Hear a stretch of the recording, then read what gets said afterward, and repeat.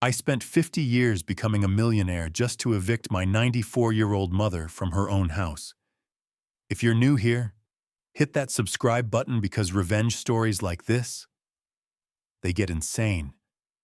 And trust me, you won't see this ending coming. You're going to want to stick around for the payoff. Let's get into it.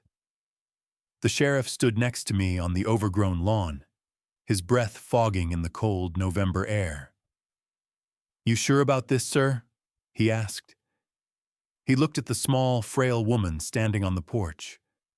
"She doesn't have many places to go." "I've never been more sure of anything in my life," I said. I could feel the cold metal of the house keys biting into my palm. My back twinged. A sharp, stabbing reminder of the oak bookcase that crushed me 60 years ago. My mother, Josephine, Chicha, was clutching a plastic trash bag full of her clothes. Her hands were shaking, the skin like thin, yellow paper. "You're a monster," she hissed as I walked up the steps. "A demonic child. I knew it when you were 2, and I know it now. You were born with a black heart." I looked at the house. It was a wreck. The gutters were sagging and the porch steps were rotting. The same steps I used to scrub on my bleeding knees while she napped inside. "I'm not the one who let 3 sons die, Josephine," I said. My voice was flat. No anger, just cold, hard facts. "It was an accident," she screamed, but her voice cracked. "Every bit of it was an accident. I was exhausted. I was doing my best." "The state didn't think so when they took Leo," I reminded her. I stepped closer, smelling the faint, sickly scent of the cheap lavender perfume she used to hide the smell of a dirty house. "And the bank didn't think so when they sold me your debt." She looked at me, her eyes darting around like a trapped animal. "Where am I supposed to go, Greg? I'm your mother." "That's not my problem anymore," I said. I turned my back on her, the same way she turned her back on me when I was a toddler. "The van is here. Get in." But to understand why a 74-year-old man would do this to his own mother, you have to go back. Back to the day the golden boy was born. That's when she made her first mistake. It started in 1954. I was just 2 years old when my brother Arthur was born. Before him, I was just Greg. After him, I was the demon. I remember standing by the crib, trying to see the new baby. I was a toddler. I was curious. I reached out a hand to touch his tiny blanket, and Josephine, I can't call her mom, hit a breaking point I didn't understand. "Don't you touch him!" she shrieked. She snatched me up by the arm and tossed me toward the hallway. I landed hard on the floor. The wood was cold and smelled like lemon wax. "He's just curious, Joe," my father said, walking into the room. "He's a monster, Bill." She pointed a shaking finger at me. "Look at his eyes. He's jealous. He's a demonic child. I can see the evil in him already." "He's 2 years old," my father sighed, reaching down to pick me up. "I don't care. I won't have him hurting my golden boy. Get him out of this house before something happens." She meant it. By that weekend, she had my little leather suitcase packed. It was heavy for a 2-year-old and smelled like old dust. She didn't hug me goodbye. She didn't even look at me. She just shoved the handle into my grandfather's hand. "He's your problem now," she said. "I can't raise a devil while I have an angel to protect." My grandfather looked at her like she'd lost her mind. He knelt down so he was eye level with me. His hands felt like rough sandpaper, but they were warm. "Ready to go, Greg?" he asked. "Did I do something wrong, Grandpa?" I whispered. My throat felt tight like I'd swallowed a stone. "No, kid," he said, glancing back at the house. "You're exactly where you need to be. Just remember one thing. Family is everything. Real family stays. The rest? They're just noise. I want to stay with the baby, I said, looking back at the nursery window. I could smell the sweet baby powder drifting out. It was the smell of the life I was being kicked out of. The baby has Josephine, Grandpa said, lifting me into his truck. You have me. We're going to build things, Greg. Solid things. I looked at my house one last time. Josephine was standing in the window, cradling Arthur. She didn't wave. I'll remember, Grandpa, I said. And I did. I remembered for 7 decades. By the time I was 15, my house felt like a pressure cooker. Josephine had married a man named Jim, a guy who thought respect was something you beat into people. Jim didn't like that I spent my time reading or drawing. He wanted a real man in the house, like his golden boy Arthur. One Tuesday, I was sitting on the floor in the living room, sketching in a notebook. Look at this, Jim said, walking in with a beer in his hand. He kicked my notebook across the floor. Drawing pictures like a little girl. Don't you have chores? I finished them, Jim, I said, my voice steady. I reached for my book. He stepped on my hand. Hard. Don't talk back to me. You think you're better than us because you're quiet? Josephine was sitting in the recliner, painting her nails. The room smelled like sharp, stinging acetone. She didn't even look up. Jim, honey, he's just being difficult again, she said. Her voice was like ice. He always was a stubborn child. Grandpa spoiled him. I'll spoil him, all right, Jim growled. He grabbed me by the collar and slammed me against the heavy oak bookcase that lined the wall. It was 6 feet tall, filled with old encyclopedias and heavy glass bowls. Jim, stop, I yelled, trying to twist away. You need a lesson in humility. Boy! He shoved me again, his face red and smelling of stale lager. The bookcase groaned. I felt the wood shudder against my spine. Then the world tilted. A massive thud echoed through the house. The weight was sudden and absolute. The oak edge caught me right across the mid-back, pinning me to the floor. My breath left me in a single, painful gasp. I couldn't move. Everything went dark for a second, then bright red. Through the gaps in the wood, I saw Josephine. She stood up, blowing on her wet nails. Now look what you've done, Jim, she sighed. There's glass everywhere. He shouldn't have moved, Jim muttered. He didn't lift the bookcase. He just walked into the kitchen to get another beer. I lay there, my face pressed against the dusty carpet. My back felt like it was on fire. Then suddenly, it went numb. A strange fog settled over my brain. A thick, gray mist that never really went away. Help, I croaked. Josephine walked past me. I saw her slippers, pink, fuzzy things. She didn't even pause. Clean that up when you get up, Greg, she said. You're lucky it didn't break Arthur's things. That was the moment I stopped thinking of her as a mother. She wasn't a parent. She was a witness. And that was mother's mistake number 1. A few months after the bookcase incident, my grandparents left for a long weekend in the city. Usually, they were the ones who kept the house from falling apart. The second they pulled out of the driveway, Josephine's work list appeared. It was 90 degrees out. The air felt thick, like breathing through a wet wool blanket. Josephine sat on the porch swing with a glass of iced tea, the ice cubes clinking against the glass as she stirred it with a silver spoon. Greg, get the ladder, she called out. The gutters are full of pine needles. I'm not having the roof rot because you're lazy. I looked at the ladder leaning against the garage. It was an old wooden thing, 20 feet long and heavy as lead. I was 11 years old. I weighed maybe 90 pounds.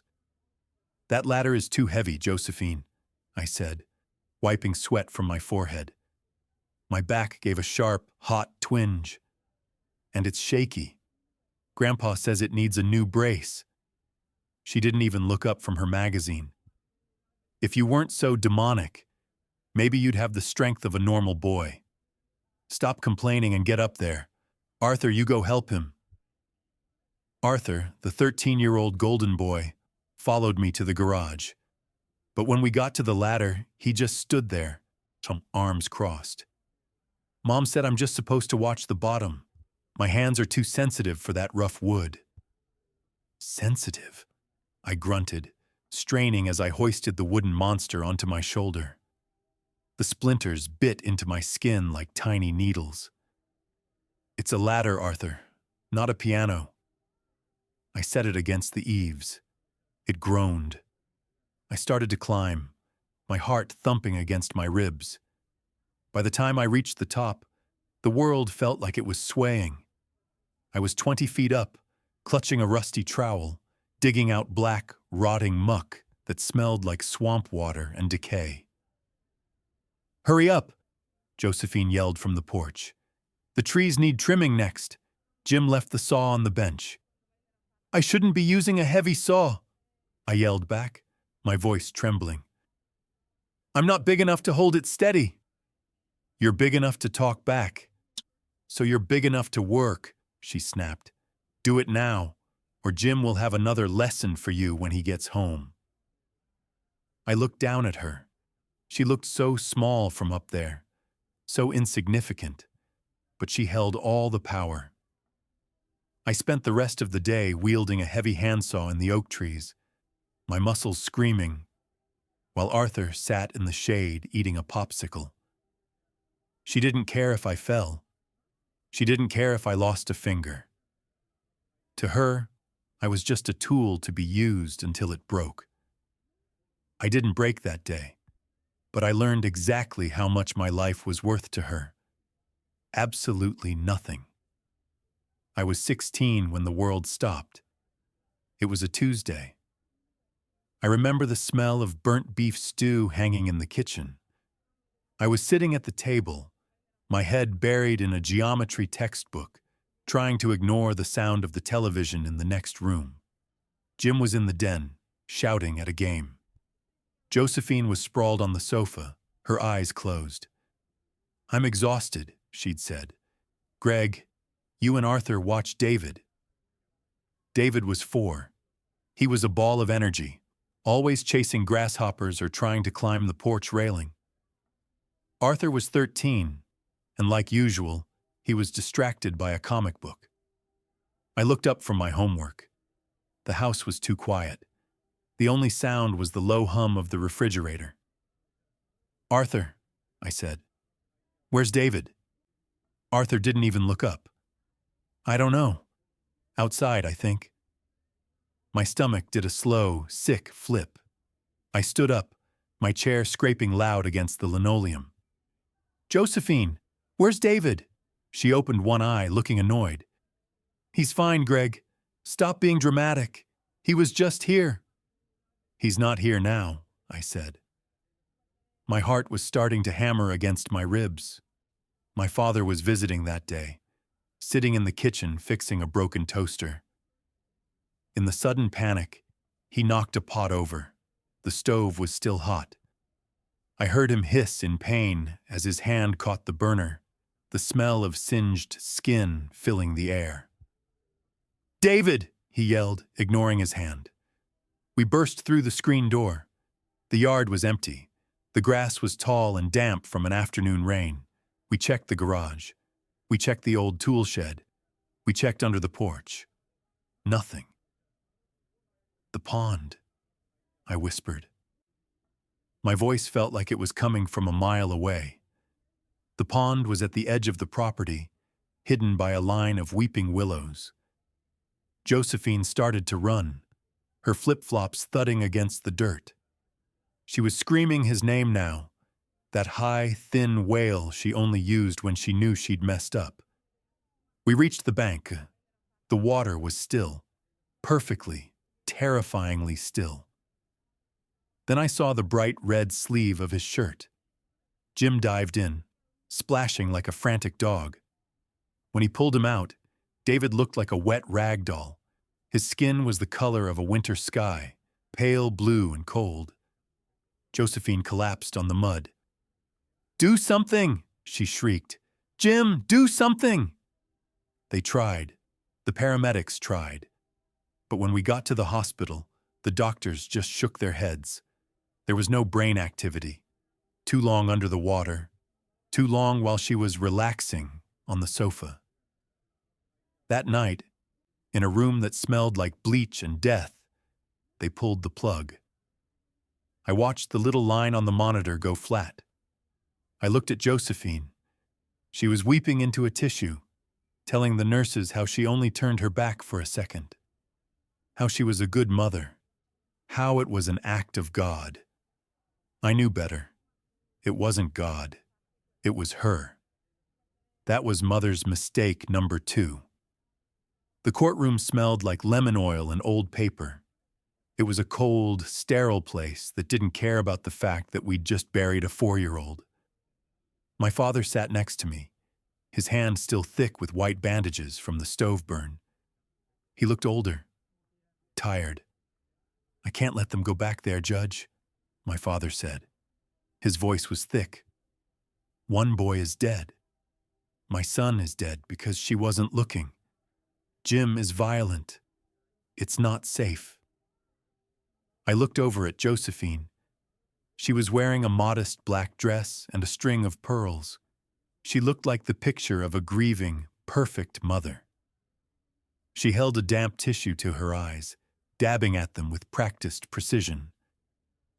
"It was a tragedy," her lawyer said, his voice smooth like oil. "Just a freak accident.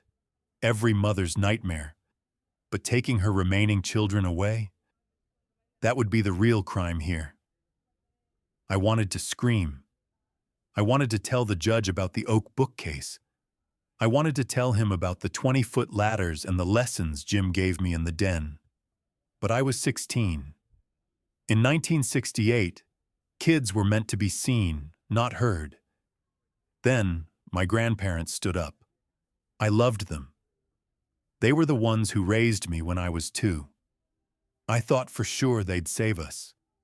But they were from a different time. A time where divorce was a sin and a mother was a sacred thing that couldn't be replaced. "A child belongs with his mother," my grandmother said.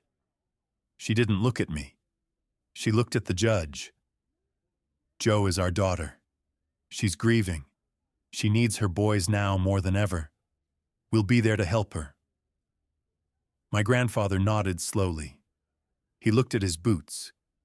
He wouldn't meet my eyes. He was a man of his word, and his word was that family stayed together, no matter how broken that family was. The judge banged his gavel. The sound was like a gunshot in the quiet room. "Custody remains with the mother," he announced. "Case dismissed." Josephine stood up. The second the judge left the room, the tears stopped. She looked at my father, a small, cruel smile playing on her lips. "You lost, Bill," she whispered. "They're going to get hurt, Joe," my father said, his voice shaking. "You know they are." "They're mine," she said. She grabbed my arm, her fingernails digging into my skin through my shirt. "Come on, Greg. Arthur, we're going home." I looked back at my father. He looked defeated. I realized then that no one was coming to save us. The system, the law, even my own grandparents had handed us back to the monster. We got into the car. The smell of Josephine's lavender perfume was suffocating. "Don't look so glum, Greg," she said, checking her lipstick in the rearview mirror. "We're a family again, just like it's supposed to be." I looked out the window as we drove past the cemetery. "We aren't a family," I said. "We're just the ones you haven't lost yet." She slapped me across the face. Hard. Don't you ever speak to me like that again, she hissed. That was the day I realized that the only person who was going to protect me was me. And I started planning. I was 18 years old, and for the first time in my life, I could see the finish line. Graduation practice had been long and hot, the gymnasium smelling like floor wax and cheap polyester gowns. I had my diploma in sight. I had a job lined up with a local builder. I was getting out. But Josephine had one last lesson for me. My brother Arthur was 15 now. A few days earlier, he'd had a horrific accident in the shop. His hand had been crushed. The doctors had performed a 6-hour surgery to save his fingers. He came home with a bottle of high-grade painkillers and strict instructions. He can't take these himself, Joe, the doctor had warned. He's young and the dosage is heavy. You have to regulate it. Every 4 hours. No more. I've got it, doctor, she'd said, smoothing her skirt. I'm his mother. I know what I'm doing. I pulled into the driveway at 4 p.m. The sun was beating down on the asphalt, making the air shimmer. That's when I saw it. A black van. No sirens, no flashing lights. Just a matte black van idling near the front door. My stomach dropped into my shoes. I ran inside, the screen door slamming behind me. The living room was quiet. Too quiet. Arthur was on the sofa, his head tilted back at an unnatural angle. He looked like he was sleeping, but his skin was the color of a faded gray shirt. Arthur? I grabbed his shoulder. He was cold. Not just air-conditioned cold. Stone cold. Josephine was in the kitchen, sitting at the table with a magazine and a glass of wine. The house smelled like floral candles and citrus cleaner. What happened? I screamed. Josephine, look at him.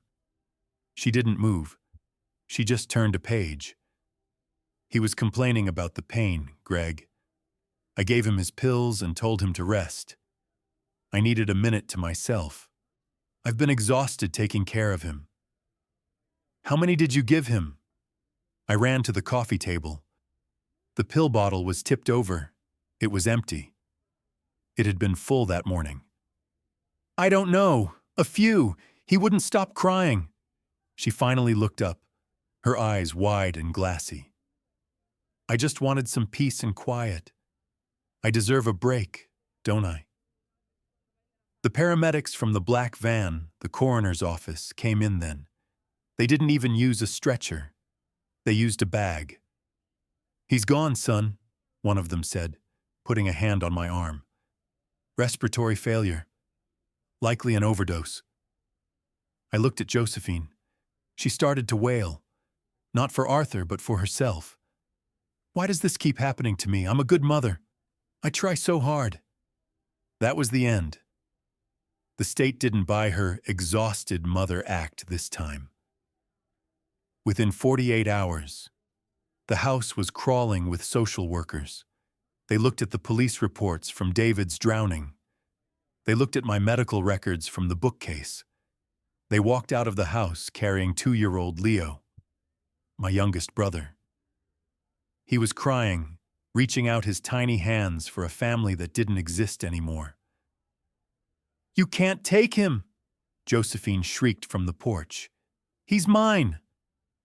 Not anymore, the social worker said. You're legally barred from ever being alone with a child again, Josephine. You're done. I watched the car drive away with Leo in the back seat. I never saw him again. He was adopted out, his records sealed. Josephine had wiped out my entire family. I stood on the lawn and looked at her. She wasn't crying anymore. She was just angry that her property had been taken. This is your fault, she hissed at me. You brought those people here. No, I said, my voice as cold as Arthur's skin. You did this. And one day, I'm going to make sure you remember every second of it. I didn't just walk away from that house. I spent the next 50 years building a life that was as solid as the one Josephine destroyed was hollow. I started as a laborer, carrying heavy bags of cement, my back screaming every time I bent over. The doctors said the bookcase had done permanent damage to my spine. Every morning, I woke up with a sharp, burning reminder of Jim's lesson and Josephine's silence. "You're working too hard, Greg," my boss, an old-timer named Miller, told me one day on a job site. The air smelled like fresh-cut pine and diesel exhaust. "A man with a back like yours should be in the office, not on the rafters." "I like the rafters," I said, wiping grit from my eyes. "From up here, you can see exactly where the rot starts. You can see how a house is going to fail before the owner even knows." "You've got a weird way of looking at buildings, kid," he laughed. "I'm not just looking at buildings, Miller," I whispered. "I'm learning how to take them apart." I worked. I saved. I started my own firm. While Josephine was bouncing between deadbeat boyfriends and selling off pieces of my grandparents' land to fund her lifestyle, I was buying up property. I became a specialist in distressed assets. I knew how to find the cracks in the foundation, both the literal ones and the financial ones. My father died 10 years after Arthur. His heart just gave out. "Don't let the hate eat you, Greg," he'd told me on his deathbed. His room smelled like sterile hospital soap and peppermint. "It's not hate, Dad," I said, holding his hand. "It's a debt, and I'm a good contractor. I always collect on a debt." By the time I hit 60, I was a millionaire. I had a beautiful wife, successful kids, and a reputation for being the toughest, fairest man in the industry. And Josephine? She was alone. Jim was long gone, died in a bar fight years back. Her golden boy was in the ground. Her youngest was a stranger in another state. She was living in the old family house, letting it crumble around her. She reached out a few times, usually when the tax bill was due. "Greg, honey." Her voice would crackle over the phone, smelling of gin and desperation even through the line. "I'm your mother. I'm struggling. Surely you can help your dear old mom." "I'm busy, Josephine," I'd say, then hang up. I wasn't just busy. I was watching. I was waiting for the bank to lose patience. I was waiting for her to reach the point of no return. And then it happened. The house was headed for foreclosure. I didn't call a lawyer. I called my broker. "Buy the debt," I told him. "Every cent. I want to own every shingle, every nail, and every inch of the dirt that house sits on." "It's a money pit, Greg," he warned. "No," I said, looking at the old photo of David on my desk. "It's a trap, and it's finally ready to snap shut." The day the auction ended, I didn't feel happy. I felt clean, like I'd finally scrubbed a deep black stain off the floor of my soul. I'd spent 5 years tracking every penny she owed. Medical bills she'd ignored, property taxes she'd forgotten, and high-interest loans she took out to keep up her respectable image. When the bank finally moved to sell the debt, I was the only bidder. I paid cash. I wanted the title clear and the ownership absolute. I walked up the rotting porch steps one last time. The wood groaned under my boots, a sound like a ghost crying out. Josephine was sitting in her kitchen, surrounded by piles of yellowing newspapers and empty gin bottles. The house smelled like damp dust and sour milk. "Greg," she said, her eyes squinting at me. She looked like a crumpled piece of parchment. "Did you bring the money?" "The man from the bank said someone bought the house. I told him my son was a millionaire. I told him you'd take care of it." I did take care of it, Josephine, I said. I pulled the legal deed from my coat. The paper was crisp and white, the only clean thing in the room. I bought it, all of it. The house, the land, and the debt. A flicker of hope crossed her face. Oh, thank God. I knew you'd come around. Blood is thicker than water, isn't it? We can fix this place up. Arthur would have loved.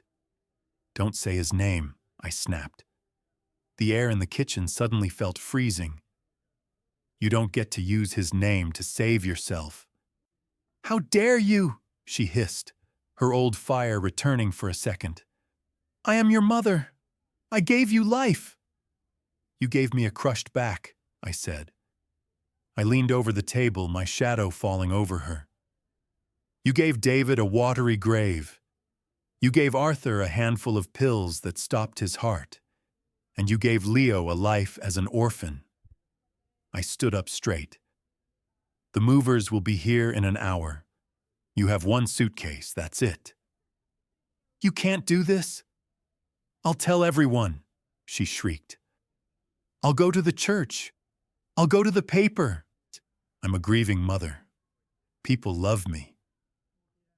No one loves you, Josephine, I said, and for the first time, I let myself smile.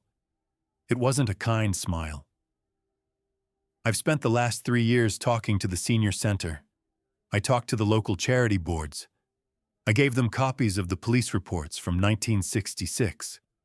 I gave them the medical records from the day Arthur died. Her jaw dropped. You told them. I told everyone, I said. Every time you tried to get on a stage to talk about losing your boys, I made sure the organizers knew the truth. You're not a grieving mother. You're a documented neglector. You're a danger to children. You have no platform left. No one is coming to help you. She looked at me then, really looked at me. For the first time in 72 years, she didn't see a demonic child. She saw the man she'd built out of rage and cold stone. You're a monster, she whispered. I'm your son, I replied. I'm exactly what you made me. The sound of a heavy truck pulling into the gravel driveway echoed through the house. The movers. Time to go, I said. I walked out of the kitchen without looking back. I could hear her starting to cry, that high, thin wail she used to manipulate people. But the house was empty. There was no one left to hear her, no one left to care. The debt was finally paid in full. A year has passed since I watched that white van pull away from the curb. I didn't keep the house. Why would I? It was a monument to neglect, held together by nothing but spite and old paint. I brought in a crew, my best guys, and we leveled it in a single afternoon. Watching those walls come down felt better than any paycheck I've ever cashed. I sat in my truck, the engine idling as the wrecking ball swung. The wood splintered with a sound like dry bones breaking. The dust rose in a great gray cloud smelling of old insulation and 70 years of secrets. When the dust settled, there was nothing left but a flat patch of dirt. I'm 74 years old. My back still aches when the weather turns cold, a sharp, stabbing reminder of the oak bookcase. But the weight in my chest? That's gone. I went to the cemetery today. It's a quiet place, shaded by massive oaks that are older than my mother's mistakes. I brought 2 sets of flowers, white lilies for David, because he never got to grow up, red roses for Arthur, because he was the golden boy who deserved a better protector than the one he got. I sat on the grass, the ground cold and damp beneath me. I didn't say much. I just told them that the debt was paid. I told them that the woman who let them fade away was finally experiencing the silence she'd forced on them. She's in a state-run facility now. It's clean, but it's lonely. No one visits. No one calls. She spends her days telling anyone who will listen that she's a victim, but the nurses have seen the files. They just nod and keep walking. I still think about Leo. Sometimes I see a man in his 50s with the same jawline as my father, and I wonder if it's him.